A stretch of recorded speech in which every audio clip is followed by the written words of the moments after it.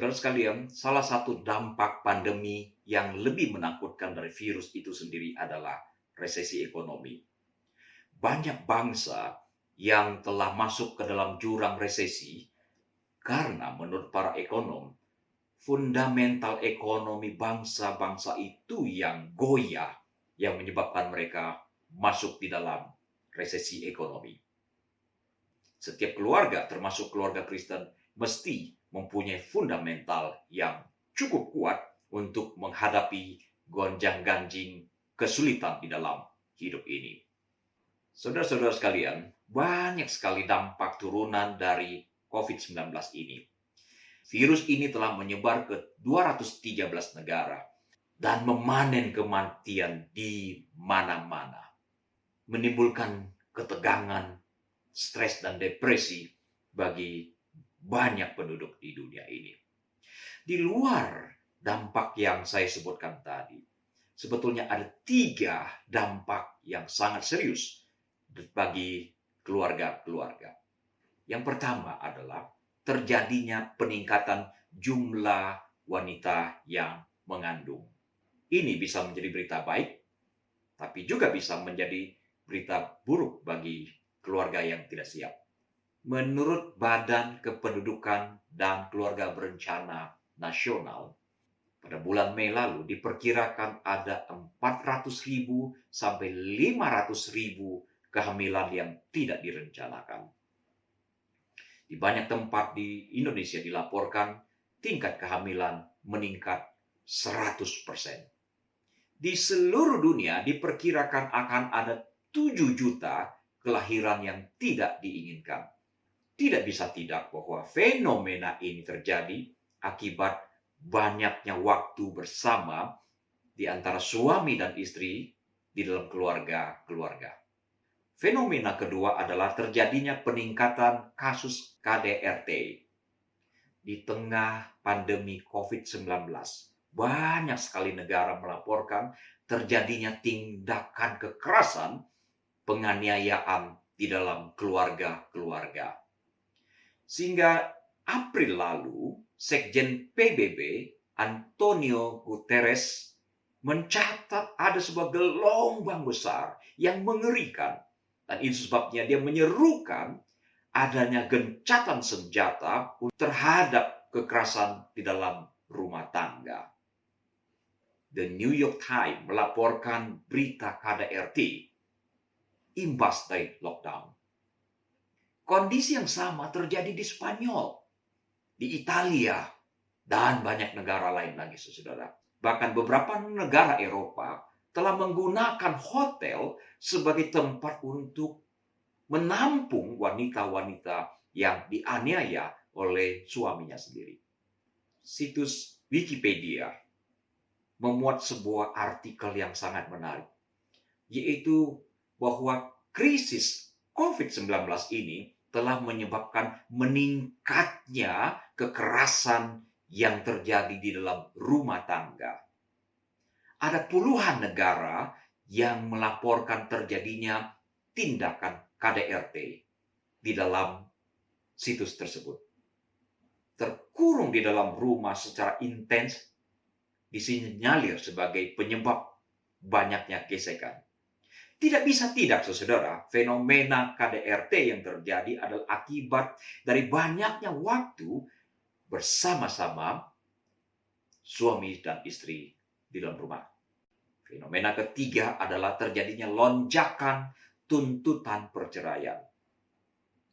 Di salah satu situs internet ada sebuah media khusus di mana setiap orang boleh mengajukan pertanyaan.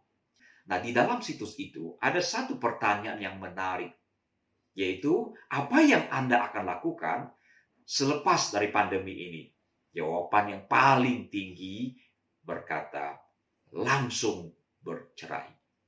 Saudara-saudara, seorang pengacara perceraian di Inggris bernama Amanda Rimmer berkata, seringkali pasangan menghadapi masalah serius dan situasi yang menekan.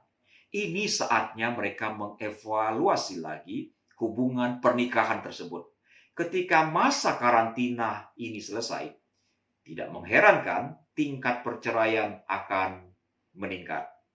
Bulan Maret 2020, di kota Xi'an, China, kantor pencatatan pernikahan melihat jumlah permintaan perceraian yang sangat mencengangkan.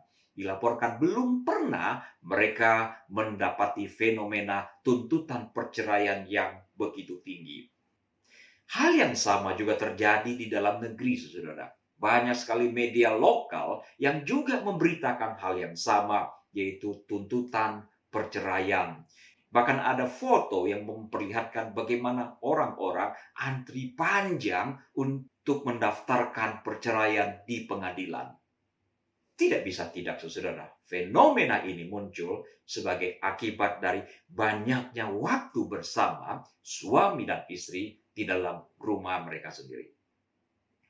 Nah, sebetulnya orang Kristen tidak akan imun. Orang Kristen pun bisa mengalami hal yang sama dari ketiga fenomena itu. Kecuali keluarga saudara telah mengikuti program KB secara konsisten, atau karena memang faktor umur pada pasangan yang tidak memungkinkan lagi untuk beranak, maka ketiga kemungkinan itu bisa saja terjadi pada setiap keluarga, termasuk keluarga Kristen. Sebelum pandemi ini terjadi, banyak keluarga mengeluh karena anggota keluarganya, suami ataupun istri, terlalu sibuk, tidak punya waktu untuk keluarga. Itu yang seringkali kita dengar. Tapi nyatanya, saudara, banyak waktu bersama, tetapi dalam situasi dan kondisi yang tidak kondusif, malah justru melahirkan masalah di dalam relasi suami dan istri. Melihat tiga fenomena yang saya sebutkan tadi, timbul sebuah pertanyaan. Apakah waktu bersama adalah musuh bagi sebuah keluarga? Situs enerphone.co.id membuat sebuah artikel. Dalam artikel itu berkata, dampak negatif karantina adalah seringnya terjadi perdebatan. Semakin sering anggota keluarga bertemu, maka perdebatan semakin sering terjadi. Hal ini umumnya terjadi karena adanya perbedaan pendapat. Jauh sebelum ini, seorang sosiolog dari Universitas Bristol di Inggris bernama Marian Hester yang mempelajari hubungan tindakan kekerasan di dalam rumah tangga menyebutkan bahwa pada dasarnya risiko KDRT, kekerasan di dalam rumah tangga, itu akan meningkat ketika keluarga menghabiskan waktu bersama. Misalnya ketika hari raya Natal maupun pada hari raya musim panas. Dan seorang penulis di situs tirto.id menulis demikian. Kesibukan kerja dan kurangnya waktu bersama rupanya adalah penyangga agar pernikahan tetap utuh. Hal ini menjadikan kedua pasangan menghindar dari topik sensitif dan tidak ingin membahas ketidakcocokan keduanya. Nah, inti dari pernyataan ini adalah bahwa sebuah keluarga tetap utuh karena dua hal. Sibuk bekerja dan kurang waktu untuk bersama-sama sehingga mereka terhindar dari hal-hal yang sensitif. Nah, saudara sekalian, apa yang disampaikan itu adalah realita empiris, realita pengalaman sehari-hari. Artinya, pasangan yang tinggal bersama, apalagi tidak bekerja untuk waktu yang lama, menghabiskan waktu bersama-sama untuk jangka waktu yang lama, beresiko tinggi mengalami percecokan di antara mereka berdua. Saudara sekalian, jika demikian faktanya, apakah masing-masing pihak mesti menjauhkan diri kalau begitu? Atau menghindar dari pasangan dengan melakukan lebih banyak lagi aktivitas di luar rumah? Seperti menekuni hobi menggoy sepeda, hangout bersama dengan teman di kafe, atau menyendiri di gunung.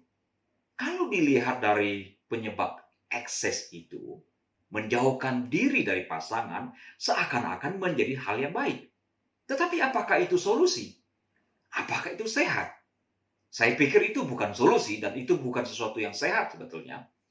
Sebab pada kenyataannya ada banyak sekali pasangan yang mempunyai waktu yang berlimpah-limpah bersama-sama tapi tidak berakhir dengan perselisihan yang serius, apalagi berakhir dengan perceraian. Jadi intinya, hidup bersama-sama untuk jangka waktu yang intens tidak selalu berakhir dengan tragis, dengan perpisahan. Menurut saya, persoalan yang paling krusial bagi sebuah keluarga ada dua hal.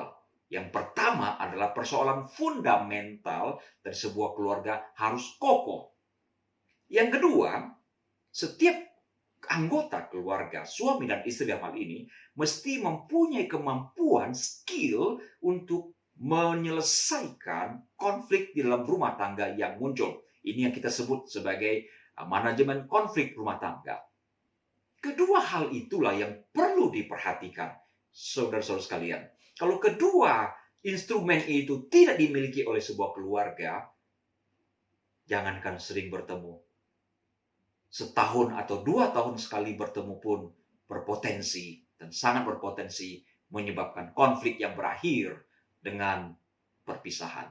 Saudara-saudara sekalian, keluarga yang lemah di dalam kedua elemen itu, tetapi berhasil lolos dari goncangan pandemi, mesti siap-siap untuk memasuki masa sulit berikutnya.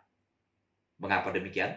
Sebab jika dikaruniai dengan umur yang panjang, maka suatu saat pasangan suami istri kita dengan pasangan kita akan masuk ke dalam sebuah tahapan yang kondisinya mirip-mirip dengan masa pandemi ini, yaitu apa? Masa pensiun. Fundamental keluarga yang kuat dan manajemen konflik mesti dimiliki oleh setiap pasangan. Mengingat bahwa saat memasuki masa pensiun, berhenti dari bekerja secara formal, itu akan mengalami perubahan psikologis yang jika tidak diantisipasi dari awal akan menyebabkan stres dan bahkan depresi. Kondisi kejiwaan pada waktu memasuki masa-masa seperti itu sedikit banyak mirip dengan masa pandemi ini menurut literatur yang bisa kita pelajari, saudara sekalian. Apa hubungan pensiun dengan gonjang-ganjing rumah tangga? Bukankah pasangan yang telah pensiun itu berarti mereka telah menikah sekian puluh tahun, telah makan asam dan garam di dalam berumah tangga? Betul? Keluarga itu telah makan asam dan garam yang banyak. Tapi fakta menunjukkan bahwa tingkat konflik, bahkan perceraian di antara kaum manula mengalami peningkatan yang sangat serius selama 1 dekade terakhir ini. Mari perhatikan beberapa data berikut ini, saudara. Lollipop.detik.com Desember 2012 menyebutkan bahwa pasangan cerai di usia 60-an meningkat dalam 10 tahun terakhir ini. Angka ini bersumber dari riset di Inggris, saudara sekalian. Nah, rupanya di Inggris tingkat perceraian tertinggi ketika pria dan wanita berumur 40 ataupun 44 tahun. Di usia 40-an atau 50-an, angka itu menurun dan meningkat ketika pasangan masuk ke umur 60 tahun. Harian Telegraph tahun 2000 disebutkan 4,6% pria yang bercerai di usia 60 tahun. Tapi pada tahun 2011 menjadi 8%. Situs KUTV menulis demikian. Kebanyakan orang akan berpikir bahwa menghabiskan waktu bersama adalah sesuatu yang seharusnya memperkuat pernikahan. Masalahnya, waktu bersama sebenarnya berperan sebagai faktor X bagi kualitas pernikahan. Jika pernikahan kuat, waktu bersama bisa mendekatkan pasangan. Jika pernikahan tidak kuat, itu bisa membuat pasangan berpisah. Kita melihat jenis perceraian yang sama ketika pasangan memasuki masa pensiun. Perhatikan laporan VOA 11 November 2015. Dikatakan angka perceraian senja mencapai rekor di Korea Selatan. Di Korea Selatan, saudara, peningkatan perceraian kaum manula bertambah tinggi. Mengapa demikian? Karena pada tahun 2014, Mahkamah Agung di negara itu memutuskan bahwa wanita yang bercerai dari suaminya itu berhak mendapatkan dana pensiun ataupun uang pesangon dari mantan suaminya. Fenomena ini sebetulnya mudah dijelaskan. Ketika seseorang sedang aktif, katakanlah seorang suami sedang aktif bekerja, ada banyak waktu yang digunakan untuk urusan pekerjaan, perjalanan, dan sebagainya. Minimal seseorang harus menghabiskan waktu 10 jam setiap harinya untuk urusan pekerjaan dan perjalanan. Dan waktu yang tersisa sebagian besar digunakan untuk tidur, 7 atau 8 jam. Sehingga pertemuan dengan pasangan relatif sangat singkat. Belum lagi ada kaum pria yang meluangkan waktu entah karena hobi atau melarikan diri dari pasangan dengan melakukan berbagai aktivitas yang mengambil waktu luangnya. Akan tetapi, saudara, begitu seseorang tidak aktif lagi secara profesional, setelah dikurangi waktu tidur, setiap orang akan bertemu dengan pasangannya 16 jam setiap hari.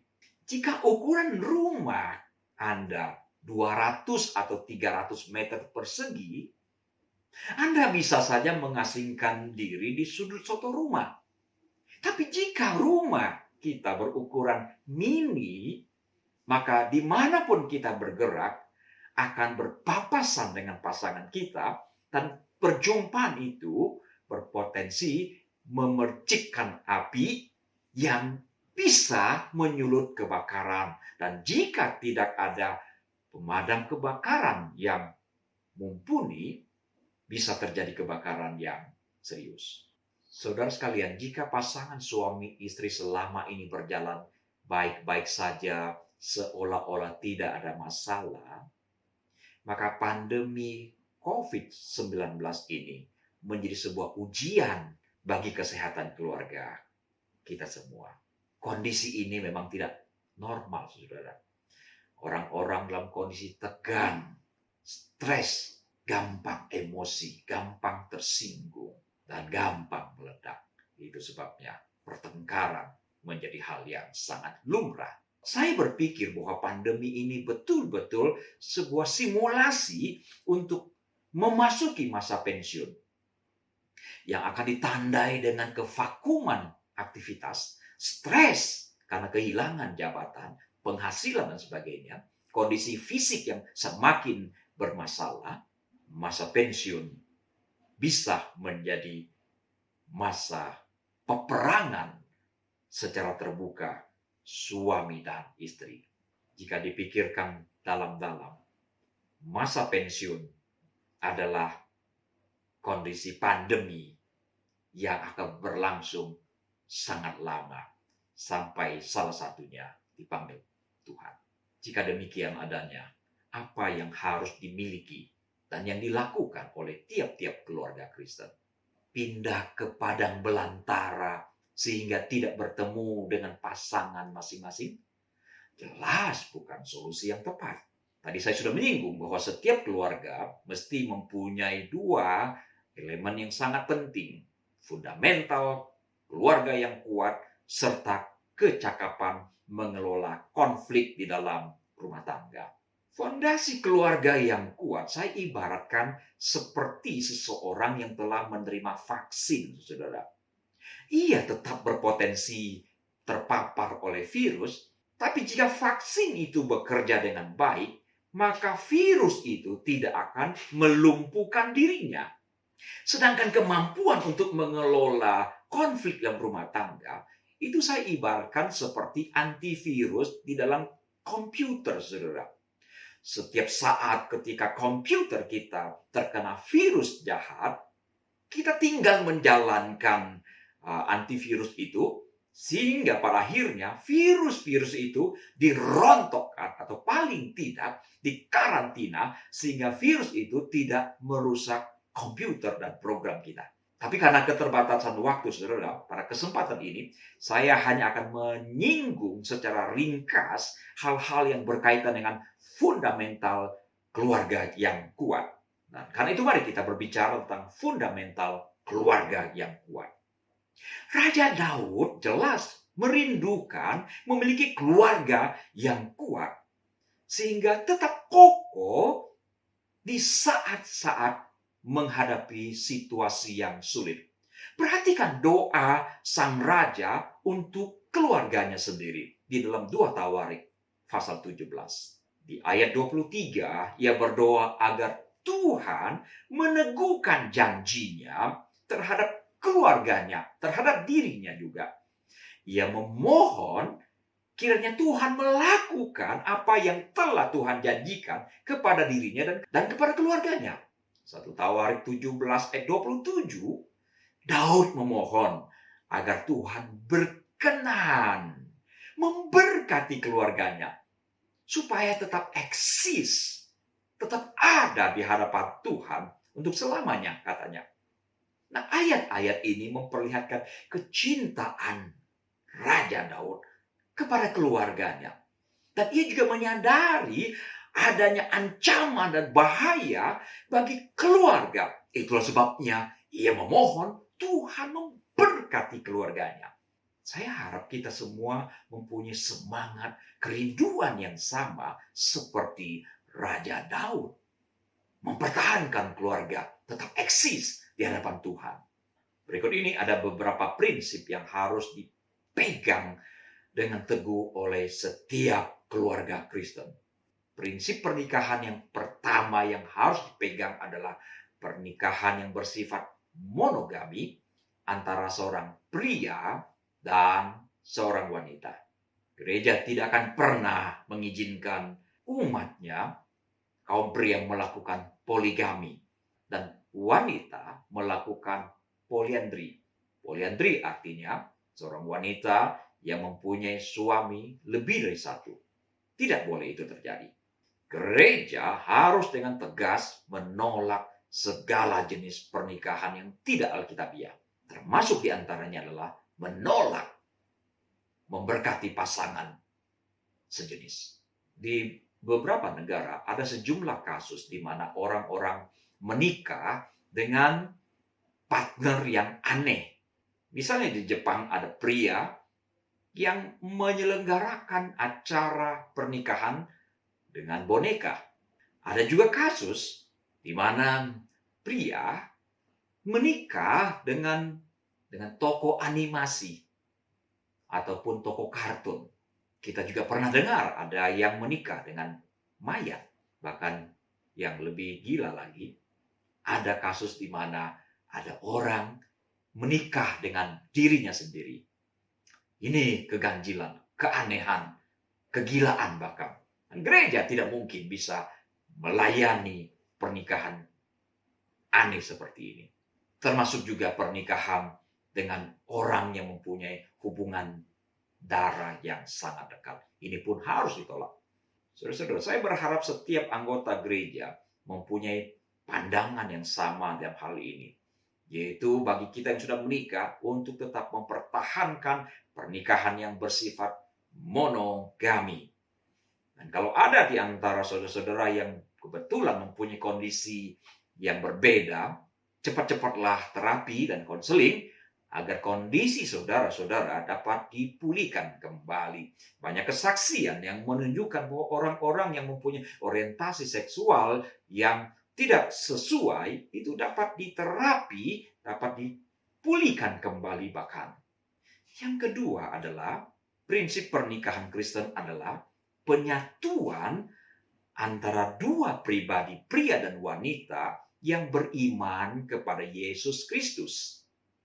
Walaupun sekarang ada gejala gereja tertentu yang berani dan yang membuka diri memberkati pasangan berbeda agama. Dan sebetulnya praktek seperti ini pun bertentangan dengan undang-undang perkawinan di negeri ini. Tapi bagi gereja tradisional, kita tidak akan membuka pintu untuk memberkati pasangan-pasangan yang tidak seiman seperti ini. Saudara-saudara sekalian, sejauh kita menyebutnya sebagai pernikahan gerejawi, maka selalu maknanya adalah pernikahan antara dua pribadi yang menjadi murid ataupun minimal orang Kristen. Yang saya mau tekankan dari aspek ini adalah setiap pasangan mesti memperhatikan spiritualitas dari pasangannya masing-masing. Seseorang yang telah kehilangan iman percayanya kepada Yesus Kristus, berarti dia telah kehilangan tali yang mengikat keluarga mereka. Melemahnya iman berpotensi melemahkan komitmen terhadap pernikahan itu juga. Seorang yang tidak setia kepada Tuhan, yang berkhianat kepada Tuhan, apakah mungkin akan tetap setia dan tidak melakukan pengkhianatan yang lebih serius lagi terhadap pernikahan, terhadap pasangannya sendiri? Kalau terhadap Tuhan saja dia berani berkhianat, apalagi terhadap manusia pasangannya sendiri. Pengalaman Raja Salomo yang mempunyai banyak istri, banyak di antaranya yang tidak menyembah kepada Yahweh. Akhirnya Salomo jatuh ke dalam jurang yang menghancurkan spiritualitasnya, membuat dia menjadi penyembah berhala, akhirnya dimurkai oleh Allah sendiri.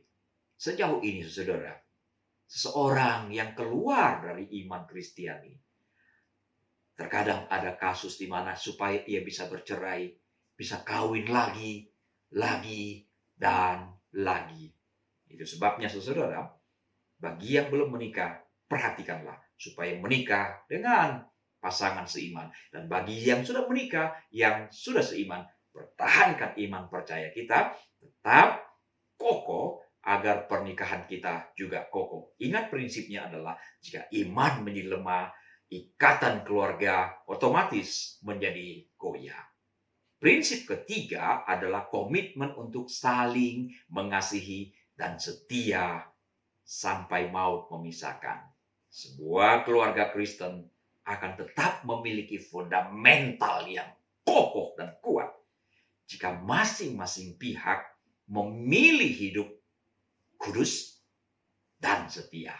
Begitu seorang pria dan wanita yang terikat dalam sebuah pernikahan tergoda oleh seseorang, maka kemungkinan kesucian pernikahannya akan dirusak, kesetiaannya pasti akan hancur berkeping-keping.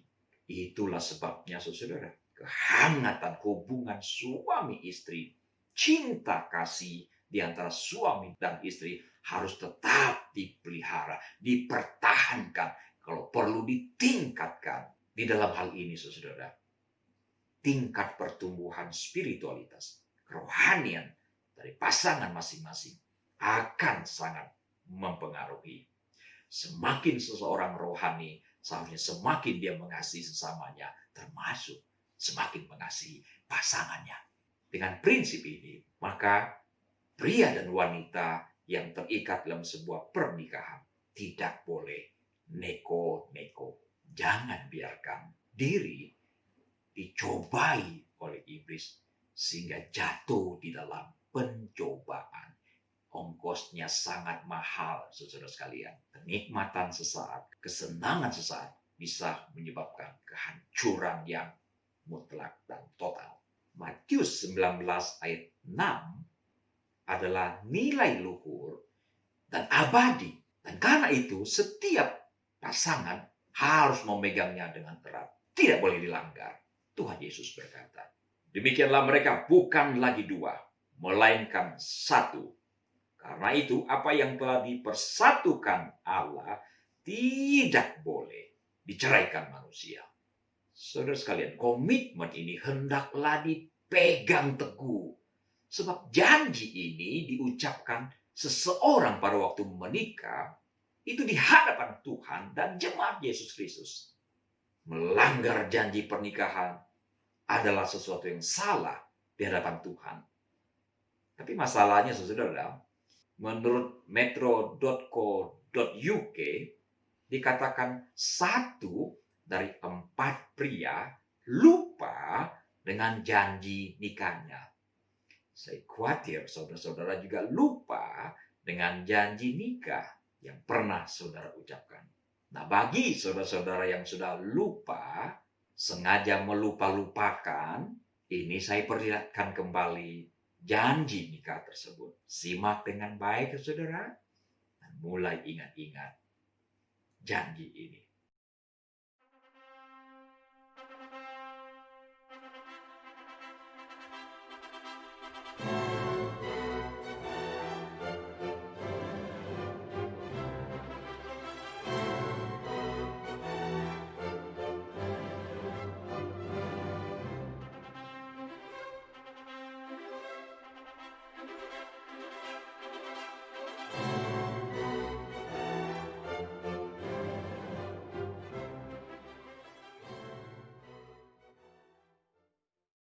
Saudara sekalian, di dalam pengajaran Tuhan Yesus, satu-satunya kondisi yang menyebabkan seseorang boleh bercerai adalah karena perzinahan.